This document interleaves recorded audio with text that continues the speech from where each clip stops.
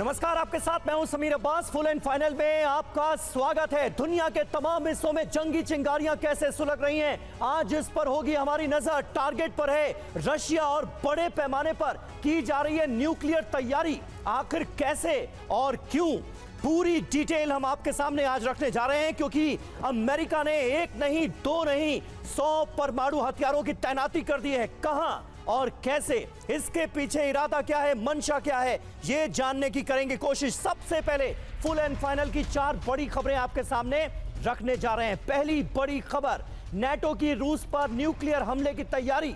Macron की Ukraine को रूस के अंदर हमले की हरी झंडी। इसके अलावा पुतिन ने नेटो को दी ऑल आउट वॉर की वार्निंग। 1 घंटे में ताइवान पर कब्जे का चीनी प्लान भी सामने आया। इन 4 बड़ी खबरों पर आज फुल एंड फाइनल में रहेगी हमारी नजर। शुरुआत बड़ी खबर से, गाजा पर इजराइल का विध्वंसक हमला हुआ है। हमास के दर्जनों ठिकानों पर भीषण बमबारी हो रही है। ये देखिए,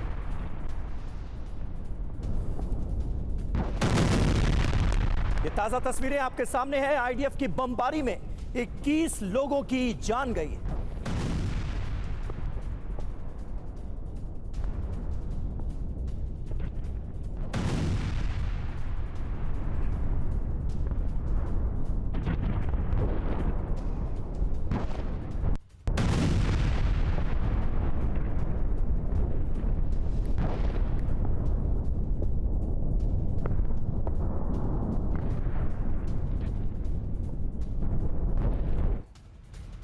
और अगली बड़ी खबर, राफा में इजरायली सेना का बड़ा हमला हुआ है। हमास के हेडक्वार्टर पर घेर कर अटैक कर दिया गया। हमले की तस्वीरें आपके सामने हैं। हमास की बिल्डिंग को आईईडी के जरिए कैसे किया गया जमींदोज, ये देखिए तस्वीरें। राफा में इजरायली सेना के हमलों का सिलसिला जारी।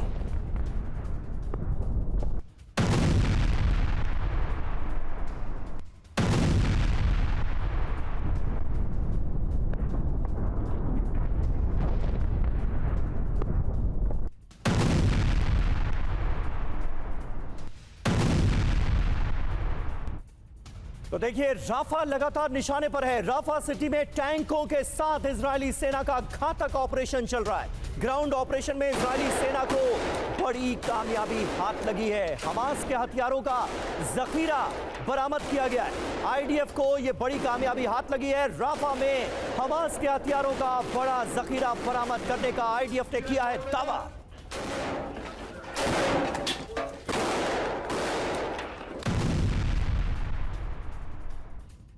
और अगली बड़ी खबर, राफा में इजरायली सेना पर प्रचंड हमले से जुड़ी। मोलोटोव कॉकटेल से आईडीएफ के बुलडोजर पर अटैक किया गया। ये देखिए तस्वीरें।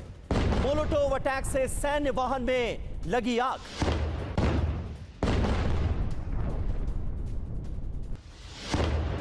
तो पहले हमने आपको तस्वीरें दिखाई कि इजरायली सेना कैसे हमले कर रही है और राफा में इजरायली सेना को निशाना कैसे बनाया जा रहा है। अब इसकी तस्वीरें आपके सामने।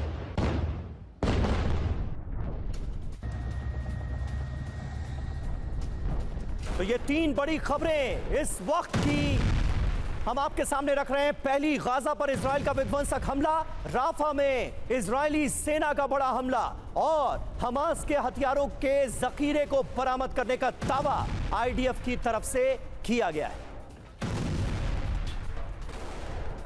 और हमारे साथ इस वक्त मेजर जनरल जीडी बख्शी साहब मौजूद हैं, डिफेंस एक्सपर्ट के तौर पर। बख्शी साहब, पहला सवाल मैं आपसे लेना चाहूंगा, ये जंग आखिर कहां जाती हुई नजर आ रही है और राफा में जिस पैमाने पर बड़े अटैक्स किए जा रहे हैं, आईडीएफ जिस तरह के हमलों को अंजाम दे रही है, इसका लबोलुआब क्या नजर आता है, क्या हासिल होगा इससे?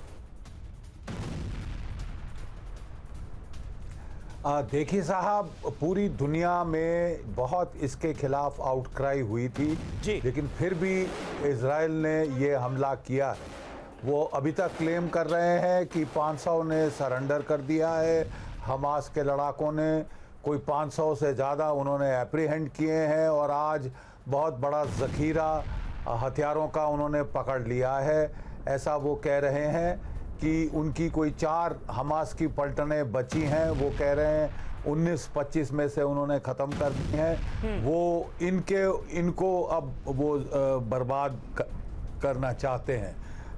तो बात यह है कि जो जैसे ही ये 7 अक्टूबर को हमला किया था हमास ने, हमास की टॉप लीडर जो है वो अंडरग्राउंड चली गई थी टनल में, और अभी तक वो निकली नहीं है बाहर।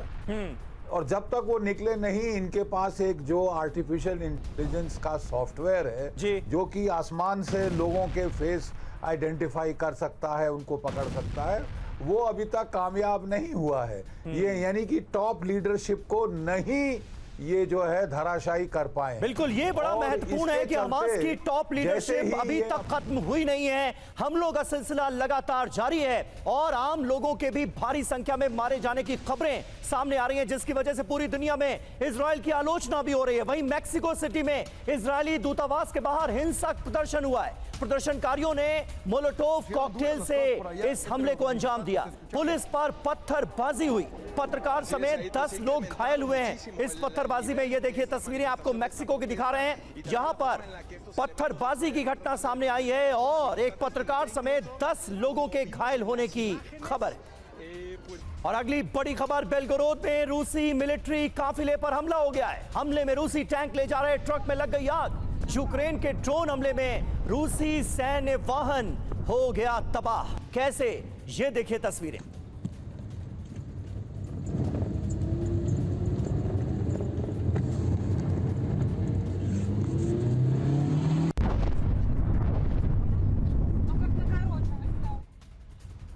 और अगली अहम खबर खार्किव से। खार्किव में रूसी असॉल्ट फोर्स पर अटैक हुआ है। इमारत में छिपे सैनिकों पर ड्रोन अटैक किया गया। धमाके में पूरी तरह से तबाह हो गई इमारत।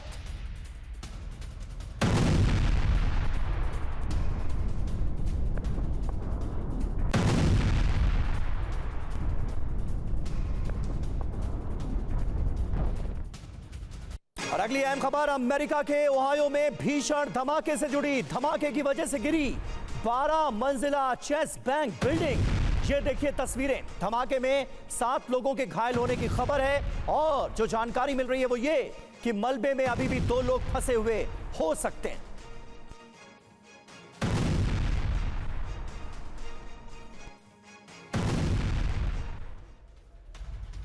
तो इस वक्त की जो तमाम बड़ी खबरें हैं वो एक साथ अब हम आपके सामने रखने जा रहे हैं। टारगेट पर देखिए किस तरह से अभी भी जो जंगी मैदान है उसमें चिंगारियां सुलग रही हैं। गाजा पर इजरायली हमला हुआ है। हमास के दर्जनों ठिकानों पर भीषण बमबारी की गई है। वहीं प्रदर्शनकारियों का मोलोटोव कॉकटेल से हमला भी सामने आया है। पुलिस पर पत्थरबाजी की गई है और इसमें पत्रकार समेत 10 लोगों के घायल होने की खबरें भी मैक्सिको से सामने आ रही हैं। वहीं राफा में इजरायली सेना का बड़ा हमला हुआ है। राफा लगातार हमलों का सेंटर पॉइंट बना हुआ है। हमास के हेडक्वार्टर को घेर कर अटैक का दावा आईडीएफ की तरफ से किया जा रहा है। वहीं यूक्रेन के ड्रोन हमले में रूसी सैन्य वाहन लगातार तबाह हो रहे हैं। बेलगोरोद में रूसी मिलिट्री काफिले को बनाया गया निशाना और बड़ा हमला अंजाम दिया गया। इधर ग्राउंड ऑपरेशन में आईडीएफ को बड़ी कामयाबी मिली है, ये इजराइल दावा कर रहा है। हमास के हथियारों का एक बड़ा जखीरा उसने जब्त कर लिया है, यह दावा किया गया है आईडीएफ की तरफ से। वहीं खार्किव में रूसी असॉल्ट फोर्स पर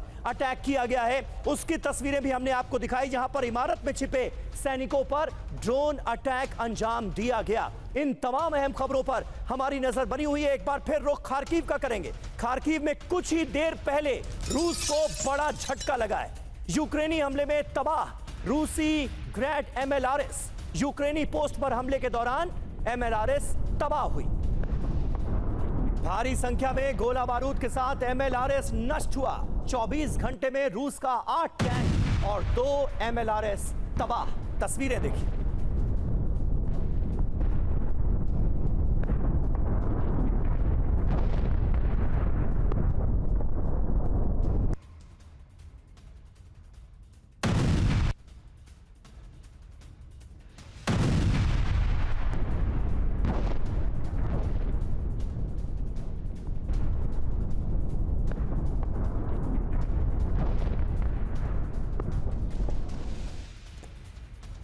और अब वो खबर जिसका शुरुआत में किया था हमने जिक्र, नेटो कर रहा है न्यूक्लियर जंग की तैयारी।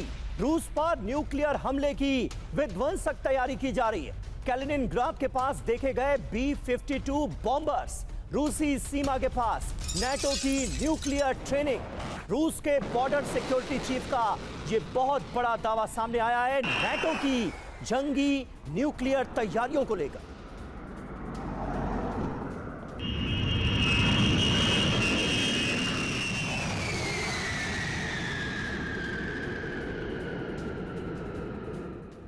तो देखिए रूसी सीमा के पास कैसे न्यूक्लियर ट्रेनिंग अंजाम दी जा रही है। न्यूक्लियर हमले की तैयारी से जुड़ी एक्सक्लूसिव डिटेल्स आपके सामने।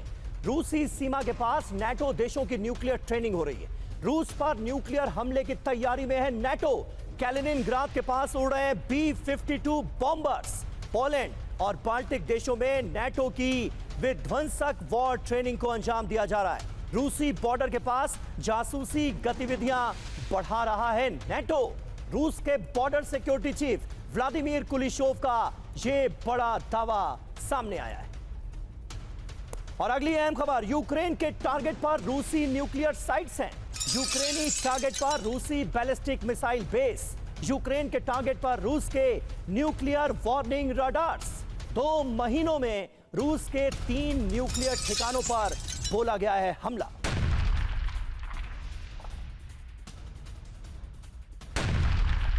Это здание, а другое в другое здание дальше.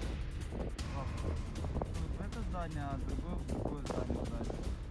2 похода. Вот это здание. तो देखिए टारगेट पर रूस के न्यूक्लियर वार्निंग रडार नजर आ रहे हैं। यूक्रेन के टारगेट पर रूस के न्यूक्लियर बैलिस्टिक मिसाइल बेस हैं। यूक्रेन के टारगेट पर रूस के न्यूक्लियर वार्निंग रडार नेटवर्क को माना जा सकता है। 2 महीनों के अंदर यूक्रेन का रूस के 3 ठिकानों पर ड्रोन अटैक हुआ है। नक्शे में दिखाई रूसी न्यूक्लियर फैसिलिटी पर हमले की तस्वीर।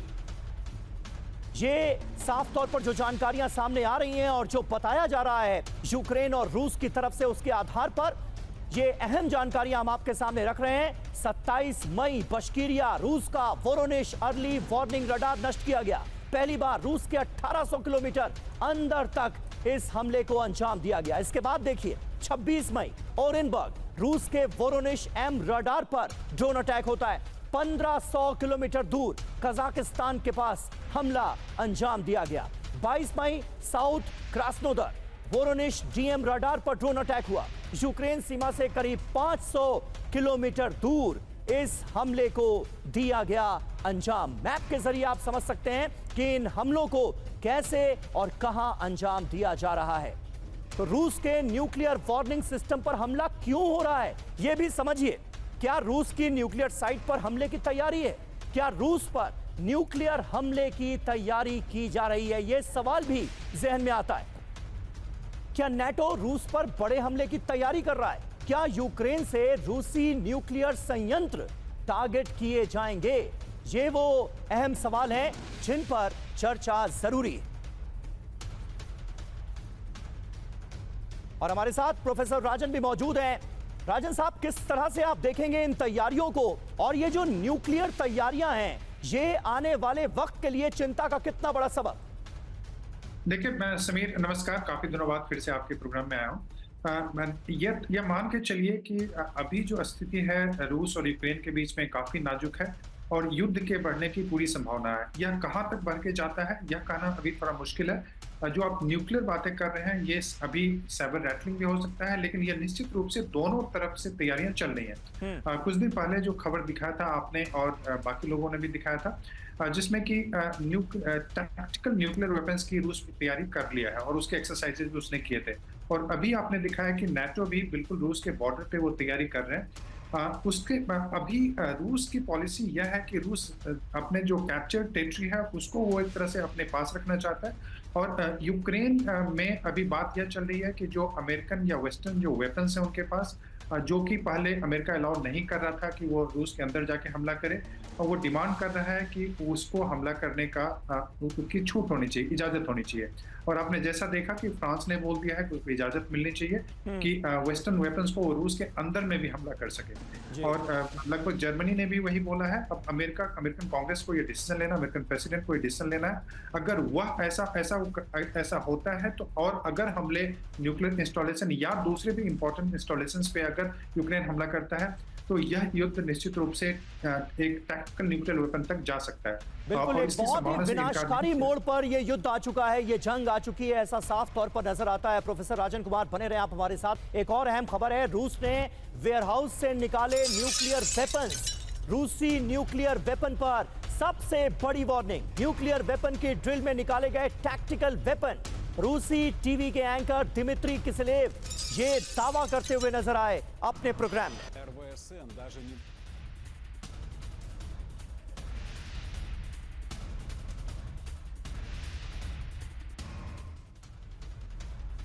तो आइए इस खबर के तमाम मायने समझने की कोशिश करते हैं। बाहर निकला रूस का न्यूक्लियर हथियार। रूसी टैक्टिकल न्यूक्लियर वेपन की बड़े पैमाने पर मूवमेंट देखी गई है। साइलों से बड़ी संख्या में रूसी न्यूक्लियर वेपन बाहर निकल चुके हैं। न्यूक्लियर वेपन को लेकर रूसी टीवी के एंकर दिमित्री किसलेव दावा कर रहे हैं। टैक्टिकल न्यूक्लियर अटैक की तैयारी के लिए रूसी वेपन्स का ये मूवमेंट बताया जा रहा है। रूसी ड्रिल में स्कैंडर से न्यूक्लियर मिसाइलों के लॉन्च की तैयारी है। लंबी दूरी के रूसी बॉम्बर Tu-22 की उड़ान क्षमता का परीक्षण किया जा रहा है। ड्रिल में किंजल हाइपरसोनिक मिसाइल के साथ MiG-31 की उड़ान देखने को मिली। न्यूक्लियर वेपन की मूवमेंट कर रूस ने अमेरिका को दरअसल अपनी ताकत दिखाई है। रूस की चेतावनी को हल्के में लेने की गुस्ताखी न करे अमेरिका। कुल मिलाकर यह संदेश सीधे तौर पर छिपा हुआ है इस डिप्लॉयमेंट में, इन तैयारियों में। क्या लगता है आपको अमेरिका पर इसका कुछ असर पड़ेगा? क्योंकि एक तरफ अमेरिका का यूरोप में परमाणु हथियारों का डिप्लॉयमेंट और दूसरी तरफ रूस की ये चेतावनी। बख्शी साहब कैसे देखते हैं? देखिए साहब, जैसे अभी कहा जा रहा था कि रूस ने टैक्टिकल न्यूक्लियर वेपन्स के साथ ऑन द ग्राउंड ड्रिल शुरू कर दी हैं यूक्रेन के बॉर्डर पर। ये क्लियर इंडिकेशन है, क्लियर वार्निंग है, डेटरेंस सिग्नल है अमेरिका को, नेटो को कि वह इस युद्ध में हस्तक्षेप नहीं करें, ना तो अन्यथा ये न्यूक्लियर टैक्टिकल न्यूक्लियर लेवल तक एस्केलेट हो जाएगा। इसके जवाब में अमेरिका भी ये वार्निंग सिग्नल्स दे रहा है कि वो भी न्यूक्लियर टैक्टिकल न्यूक्लियर दर्जे से पलटवार करने को तैयार हैं, सक्षम है। जी। मैं समझता हूं अभी तक तो ये डेटरेंस सिग्नल्स हैं दोनों साइड से, लेकिन अभी अंदेशा है कि रूस की 3 लाख की फौज समर ऑफेंसिव को लॉन्च करेगी और वो भी शायद कीव की तरफ। ये इंडिकेशंस आ रहे हैं। सुमी से नॉर्दर्न एरिया में कंसंट्रेशन हो रही है। 3 लाख की रूसी फौज, 5 लाख फौज ऑलरेडी यूक्रेन में है, 3 लाख एडिशनल से बड़ा हमला किया जाएगा और वो भी सीधा कीव की दिशा में। तो इससे एस्केलेशन के बहुत जबरदस्त चांस हैं। बिल्कुल, ये आपने ठीक कहा कि इससे एस्केलेशन और ज्यादा बढ़ सकता है आने वाले वक्त में। बख्शी साहब, बहुत इंपॉर्टेंट बात आप कह रहे हैं। और देखा जाए तो रूस की ये जो तैयारियां हैं, इनको देखते हुए यूक्रेन भी चुप नहीं बैठा है। रूस के अंदर हमले की यूक्रेन को हरी झंडी मिल गई है। यूक्रेन को रूस के अंदर हमले का हो अधिकार। फ्रांस के राष्ट्रपति मैक्रों ये बहुत बड़ा दावा कर रहे हैं, यूक्रेन पर हमले वाले रूसी पोस्ट पर अटैक का अधिकार है यूक्रेन को।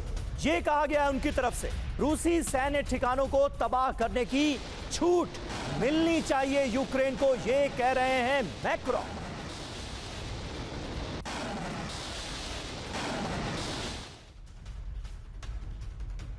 तो देखिए, रूस में यूक्रेनी हमले को हरी झंडी। यूक्रेन को रूस में हमले की मिले परमिशन, इसकी इजाजत यूक्रेन को मिलनी चाहिए, यह मैक्रों का पक्ष है। रूस के अंदर यूक्रेन का हमला चाहते हैं इमैनुअल मैक्रों। रूसी सैन्य ठिकानों को तबाह करने की यूक्रेन को छूट मिले। जहां से यूक्रेन पर बमबारी हो रही है वहां यूक्रेन अटैक कर सकता है, यह इजाजत उसे मिलनी चाहिए। रूस के नागरिक ठिकानों पर हमला ना हो, यह भी मैक्रों ने ऐड किया। हमले की परमिशन दिए बिना हथियार देने का कोई मतलब नहीं है, यह कहा है मैक्रों ने।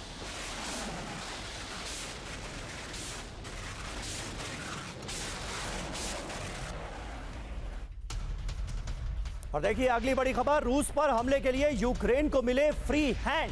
सभी पश्चिमी देश यूक्रेन को खुली छूट दे दें। ये कौन कह रहा है? ये एस्टोनिया कह रहा है। पश्चिमी देशों के हथियारों से हमले की इजाजत मिले, यूक्रेन के पास होनी चाहिए पूरी क्षमता, ये कहा है एस्टोनिया ने। पश्चिमी देशों से एस्टोनिया के रक्षा मंत्री की ये बड़ी अपील सामने आई है।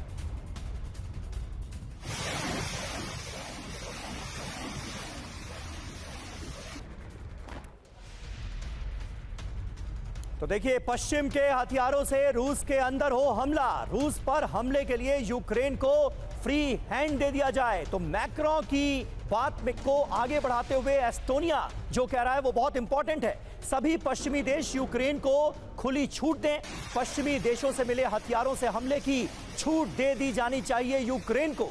रूस पर यूक्रेन के ड्रोन हमले जारी, अब बड़े हमलों की है बारी। पश्चिमी देशों से एस्टोनिया के रक्षा मंत्री हनो पेवुकर की ये बड़ी अपील सामने आई है। यूरोपीय संघ के रक्षा मंत्रियों की बैठक में एस्टोनिया ने ये बातें कही।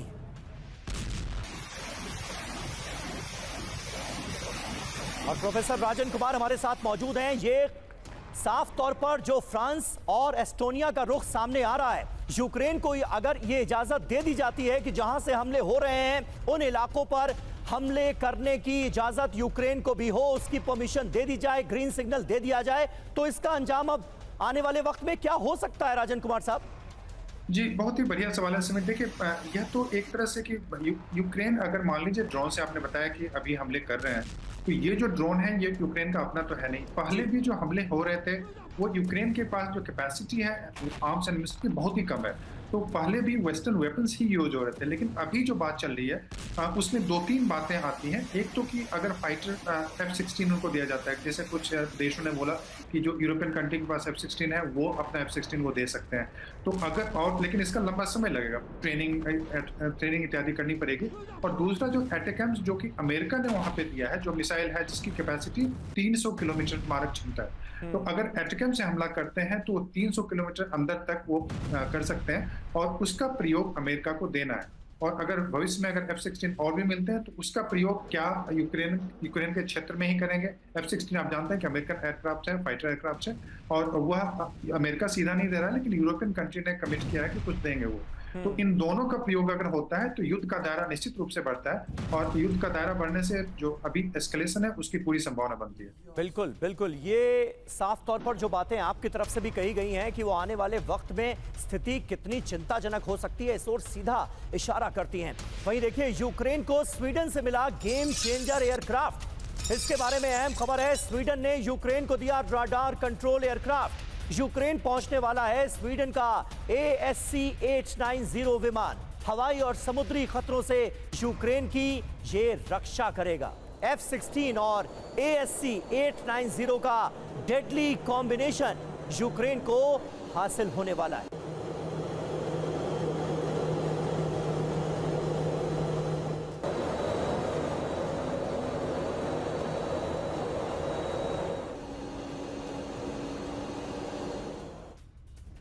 तो देखिए, यूक्रेन की ताकत बढ़ाने की लगातार की जा रही है कोशिश। और इस बीच एक और अहम खबर, यूक्रेन को बेल्जियम देगा F-16 फाइटर। बेल्जियम के एयरबेस पहुंचे जेलेंस्की।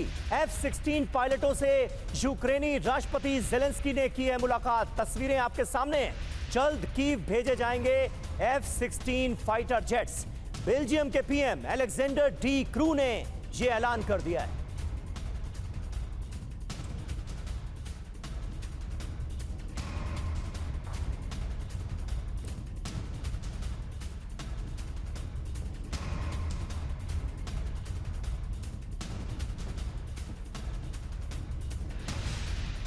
तो बहुत जल्द यूक्रेन को F-16 फाइटर जेट्स मिलने वाले हैं और इसके लिए पूरी तैयारियां अमल में लाई जा रही हैं। तस्वीरें आपके सामने हैं। F-16 पायलटों से यूक्रेनी राष्ट्रपति जेलेंस्की मुलाकात करते हुए नजर आए।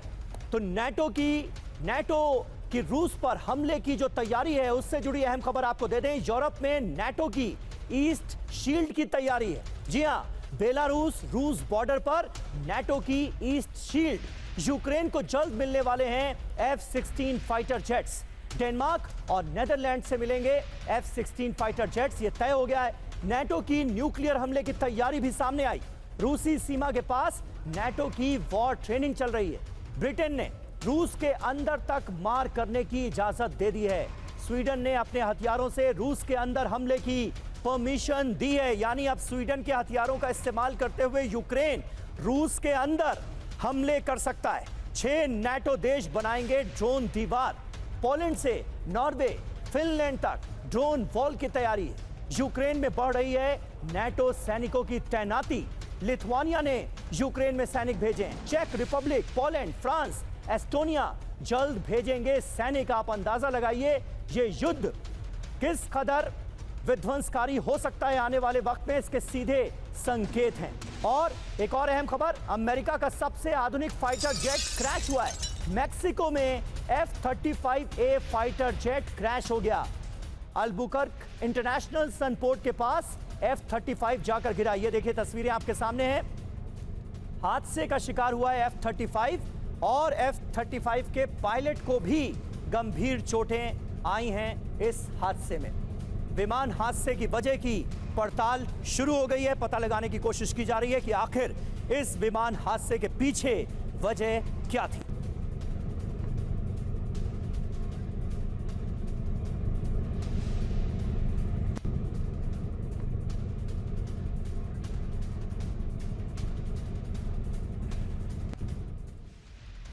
तो देखिए, पोलैंड अपने सैनिक यूक्रेन भेजने के लिए पूरी तरह से तैयार है। सेना भेजने पर पोलैंड के विदेश मंत्री राडेक सिकोरस्की का बड़ा दावा। सेना यूक्रेन भेजने पर नाटो विचार करे, ये कहा है पोलैंड ने। नाटो सेना भेजने पर रूस को सस्पेंस में रखना जरूरी। Disregard 1 second.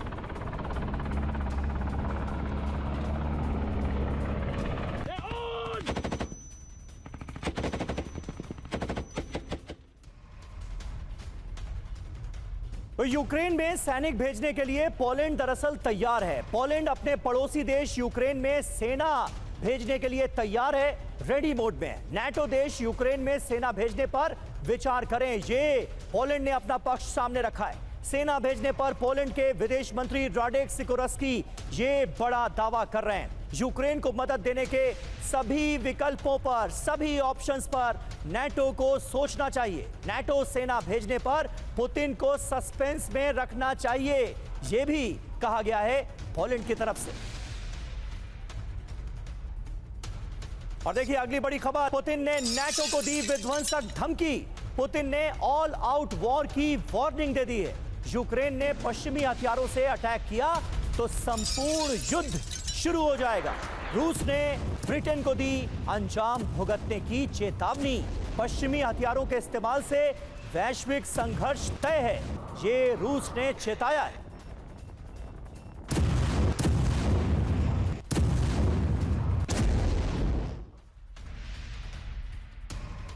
तो नाटो को पुतिन की अंतिम चेतावनी। पुतिन ने नाटो को ऑल आउट वॉर की वार्निंग दे दी है।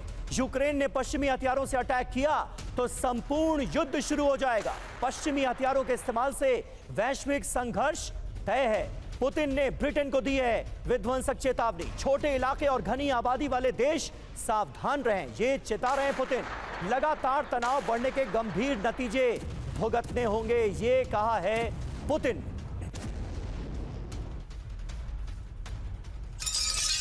और देखिए अगली बड़ी खबर, पुतिन ने पश्चिमी देशों को बड़ी चेतावनी दी है। आग से ना खेलें वेस्टर्न कंट्रीज, ये कह दिया गया है। वेस्ट से मिली मिसाइल के इस्तेमाल से पुतिन दरअसल आग बबूला है।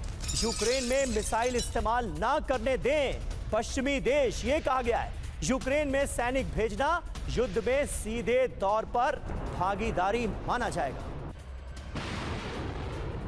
तो आग से ना खेलें पश्चिमी देश, वेस्टर्न कंट्रीज को यह बड़ी चेतावनी सामने आई है। दरअसल पश्चिमी देशों के हथियारों का इस्तेमाल जिस तरह से रूस के खिलाफ हो रहा है, उससे पुतिन आग बबूला है।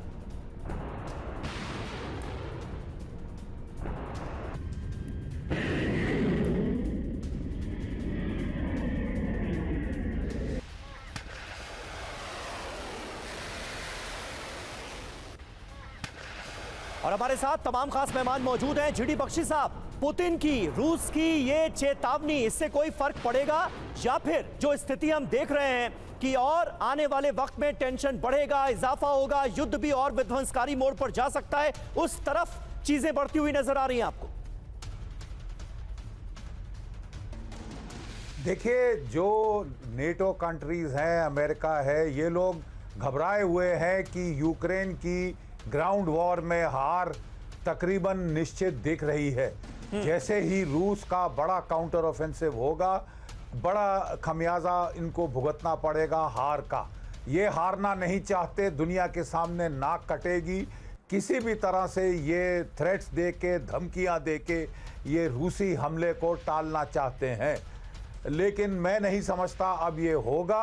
अब हम बिल्कुल आग से खेल रहे हैं, क्योंकि ऐसे माहौल में एक्सीडेंटल एस्केलेशन होने का बहुत बड़ा चांस है और उससे पूरी दुनिया को थर्ड वर्ल्ड वॉर में जाने की जो है एक कगार पे हम लोग आ गए हैं। क्योंकि रूस ने साफ कह दिया है कि अगर ये लॉन्ग रेंज हथियार उनको वहाँ पे इस्तेमाल किया गया रूस के शहरों के खिलाफ, रूसी टारगेट्स के खिलाफ मेनलैंड रशिया में, तो वो और अगर boots on the ground NATO लगाता है, इसका मतलब वो युद्ध में शामिल हो रहे हैं। उनकी टेरिटरी भी तब पूरी जायज रूस के लिए टारगेट करने को होगी जी। वो उनकी टेरिटरी को टारगेट करेंगे जो देश इसमें हमला कर रहे हैं। और उन्होंने खासकर चेताया है कि घनी आबादी वाले छोटे साइज के देश बहुत नुकसान उठा सकते हैं, वो आग से ना खेलें। मेरा ख्याल हमको अब उनकी ये चेतावनी को गंभीरता से लेना पड़ेगा। बिल्कुल, पुतिन की चेतावनी को गंभीरता से लेना होगा। नाटो को पुतिन अंतिम चेतावनी देते हुए नजर आते हैं, ला रहे हैं, लेकिन तमाम जो पश्चिमी देश हैं वो अपने हथियारों के इस्तेमाल की इजाजत यूक्रेन को देते हुए भी दिख रहे हैं, ताकि रूस के खिलाफ बड़े हमलों को अंजाम दिया जा सके यूक्रेन की जमीन से। न्यूक्लियर तैयारियों का हमने जिक्र किया और टारगेट पर रशिया कैसे है ये आपको हमने बताया, लेकिन अब हम बात करेंगे दूसरे वॉर फ्रंट की। मिशन ताइवान, चीन कैसे बेनकाब होता हुआ नजर आ रहा है ये आपको बताएंगे, और साथ ही साथ इजराइल हमास वॉर फ्रंट का भी जिक्र होगा। अगली बड़ी खबर उसी से जुड़ी हुई है। उत्तरी गाजा में इजराइल का हमला हुआ है। जबालिया में हमास लड़ाकों पर गिराया गया बम। आरपीजी के लिए हमास लड़ाके पर हमला। ये देखिए तस्वीरें, जबालिया में हमास के लड़ाकों को निशाना बनाकर कैसे बम गिराया गया है, तस्वीरें आपके सामने। तो ये देखिए तस्वीरों में आपको नजर आएगा हमास का एक लड़ाका जो कि आरपीजी लिए हुए है, उसी को निशाना बनाया जाता है और ये बड़ा हमला किया जाता है। नॉर्थ गाजा से इजरायली हमले की ये तस्वीरें सामने आई।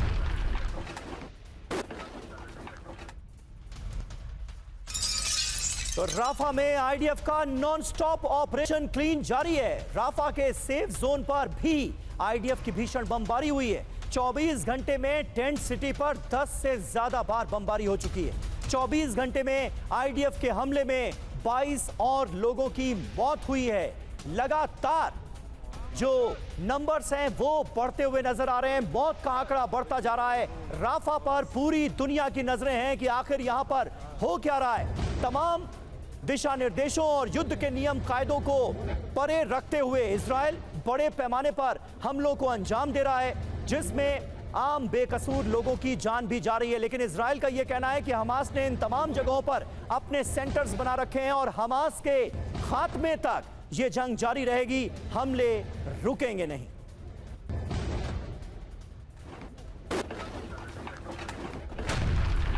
ये दोनों तस्वीरें दो बड़ी खबरों के साथ आपके सामने हैं। आरपीजी के लिए कैसे हमास के लड़ाके को निशाना बनाया जाता है और बड़े हमले को अंजाम दिया जाता है। नॉर्थ गाजा से तस्वीरें सामने आई हैं, वहीं राफा में आईडीएफ का नॉन स्टॉप ऑपरेशन क्लीन जारी है। राफा के सेफ जोन में भी आईडीएफ की भीषण बमबारी हो रही है। 24 घंटे के अंदर अंदर 10 से ज्यादा बार टेंट सिटी पर हमला बोला गया है, जिसमें 22 और लोगों की जान गई। और देखिए अगली बड़ी खबर, हूती के विध्वंसक हमलों से थर्राया लाल सागर। 5 बैलिस्टिक मिसाइलों से हूती ने हमला किया। हूती के टारगेट पर ग्रीस का कमर्शियल शिप था। कमर्शियल शिप से टकराई हूती की 3 मिसाइलें। अमेरिका ने हूती की बैलिस्टिक मिसाइल नष्ट की।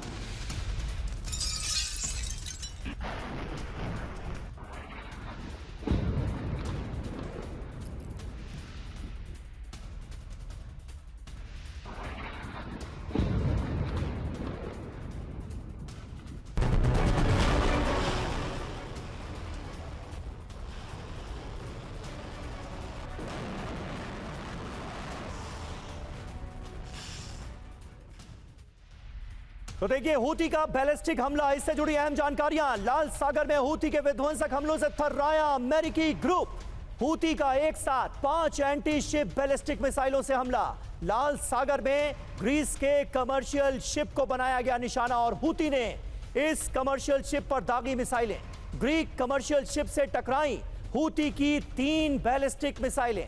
अमेरिकी सेंट्रल कमांड ने हूती की मिसाइलों को नष्ट करने का हालांकि दावा किया है।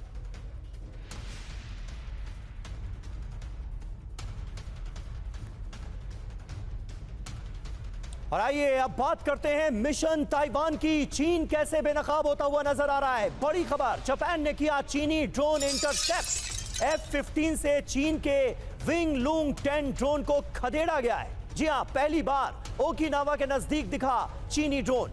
जापानी बॉर्डर के नजदीक चक्कर काटकर वापस लौटा। चीनी ड्रोन पर हमले के लिए तैयार थे जापानी फाइटर जेट्स। देखिए जापान ने कैसे चीनी ड्रोन को इंटरसेप्ट किया है ओकिनावा के नजदीक। दरअसल चीनी ड्रोन नजर आए और चीनी ड्रोन पर हमले के लिए तैयार थे जापानी फाइटर जेट्स।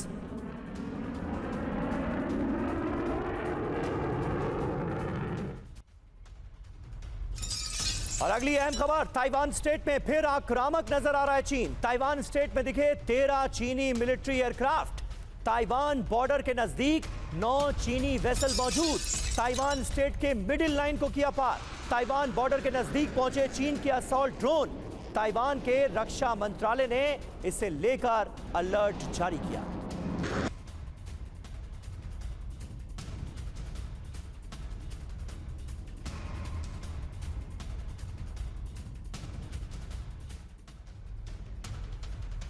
तो देखिए ताइवान स्टेट में चीन बहुत ज्यादा अग्रेसिव नजर आ रहा है। मिलिट्री ड्रिल के 6 दिन बाद फिर चीन का बड़ा सैन्य मूवमेंट दिखा है। 24 घंटे में चीन के 13 मिलिट्री एयरक्राफ्ट ताइवान स्टेट में दिखे।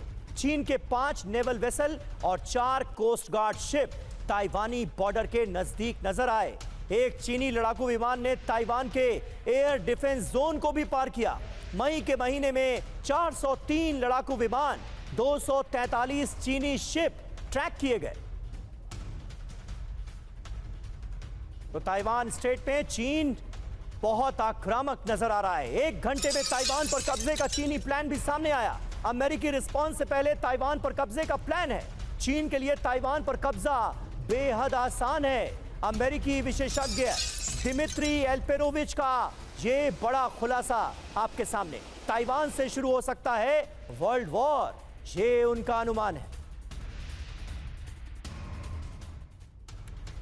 तो देखिए 1 घंटे में ताइवान पर कब्जे की ये थ्योरी है क्या? पहले 5 मिनट में एयरबॉर्न असॉल्ट होगा। लैंडिंग शिप से हजारों चीनी ट्रूप्स ताइवान उतरेंगे। 10 मिनट में 2 ताइवानी बेस पर कब्जा कर लिया जाएगा। 20 मिनट में तेमसुई नदी के जरिए ताइपे में घुसपैठ की जाएगी। अगले 25 मिनट में ताइवान को चारों ओर से घेर लेंगे। ये दावा किया गया है दिमित्री की तरफ से। प्रोफेसर राजन कुमार हमारे साथ मौजूद हैं। राजन जी, किस तरह से आप देखते हैं इन तैयारियों को और ताइवान को लेकर इस बार चीन का इरादा क्या नजर आता है? देखिए, ताइवान को हर हाल में चीन अपने में मिलाना चाहता है, इसमें कोई शक नहीं है।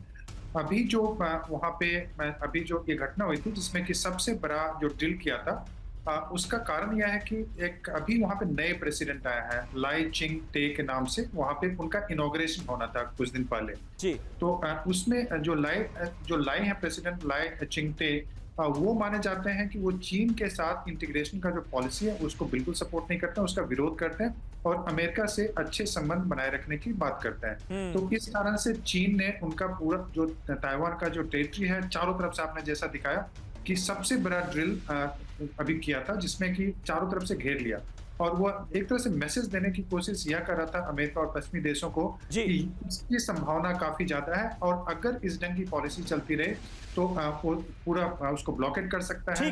ठीक है, आपने अमेरिका का जिक्र किया प्रोफेसर राजन, क्योंकि बख्शी साहब भी हमारे साथ मौजूद हैं। वक्त हमारे पास बहुत कम बचा है। बख्शी साहब, अमेरिका इस वक्त कई वॉर फ्रंट में फंसा हुआ नजर आता है, ऐसे में चीन ने इस वक्त का चुनाव किया है, क्या आपको आसार नजर आ रहे हैं? क्या चीन और आगे बढ़ेगा? देखिए, हमने एक वॉर गेम की थी पिछले साल जिसमें हमने कहा था कि चीन अमेरिका की जो बॉग डाउन हो गया है यूक्रेन में, मिडिल ईस्ट में, उसका पूरा फ़ायदा उठाना चाहेगा और शायद वो इसी साल कुछ करे। लेकिन इसका अमेरिका की नेवी ने भी तोड़ किया है। उन्होंने फिलीपींस में बेसिस ले लिए हैं। जो कोई भी हमला चीन ताइवान की तरफ करता है उसको वो सदर्न फ्लैंक से, बाशी फ्लैंक से बुरी तरह इंटरफियर कर सकता है। बिल्कुल, अमेरिका तैयार है, लेकिन किस हद तक देगा ताइवान का साथ, ये अपने आप में बड़ा सवाल है। बहुत बहुत शुक्रिया बख्शी साहब और राजन जी आपका हमारे साथ इस चर्चा में जुड़ने के लिए। फिलहाल एक छोटे से ब्रेक के लिए रुक रहे हैं। खबरों का सिलसिला आगे भी जारी रहेगा, कहीं ना जाइए।